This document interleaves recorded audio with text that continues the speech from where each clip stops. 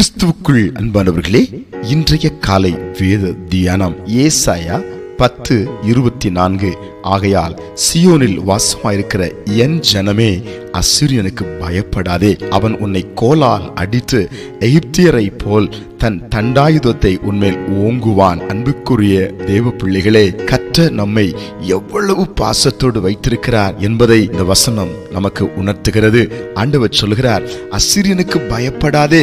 அவன் உன்னை ஒன்றும் செய்ய முடியாது. உன் ஆத்துமாவை அழிக்க முடியாது. உன் ஆசீர்வாதத்தை பறிக்க முடியாது. உன் கனியை சிதைக்க முடியாது. உன் குடும்பத்தில் நுழைந்து போராட்டங்களை அவனால் ஒன்றும் உருவாக்க முடியாது.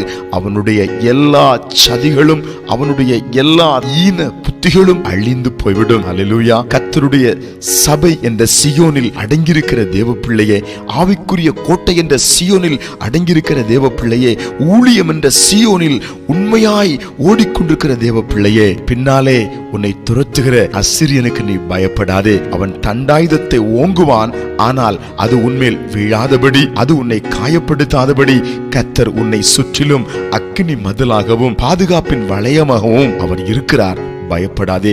தொடர்ந்து ஊழியத்துல முன்னேறுங்கள். தொடர்ந்து ஜெபத்துல முன்னேறுங்கள். தொடர்ந்து ஆவியில முன்னேறுங்கள். அசீரிய ஆவி நிச்சயமாய் அழிந்து நாசமாய் போகும். தன்னுடைய ஆவி சியோனிலே எக்காலமாய் அது முழங்கி, அது ஒலித்து, அது பெரிய எழுப்புதல் பிரளயத்தை உருவாக்கும்.